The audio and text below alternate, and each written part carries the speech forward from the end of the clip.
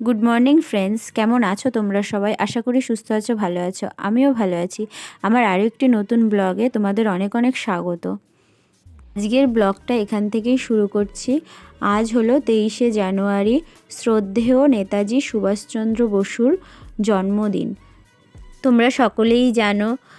তো দেখো, সকাল সকাল শ্রেয়া তৈরি হয়ে স্কুলে চলে এসেছে, ফুল দিয়ে শ্রদ্ধা জানাচ্ছে শ্রদ্ধেয় নেতাজি সুভাষচন্দ্র বসুকে।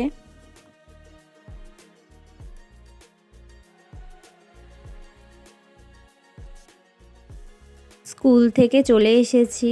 তো দেখো, আজকে খুব সুন্দর রোদ উঠেছে। তো ভাবলাম সকাল সকাল কয়েকটা জামা কাপড় আছে কেচে দিই।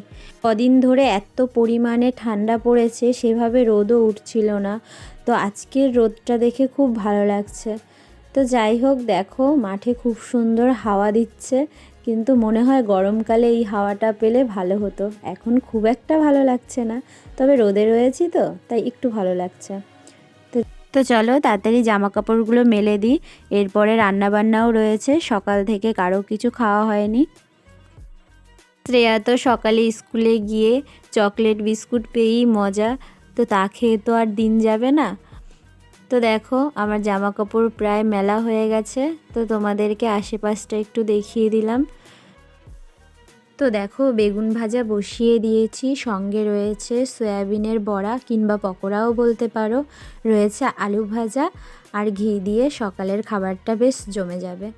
তো দেখো, এখানে সয়াবিনের বড়া করার জন্য আমি নিয়ে নিয়েছি পেঁয়াজ, রসুন, টমেটো গ্রেট করে, হলুদ, বেসন, লবণ, জিরের গুঁড়ো দিয়ে ভালো করে মেখে নেব, তারপরে ভেজে নিলেই রেডি।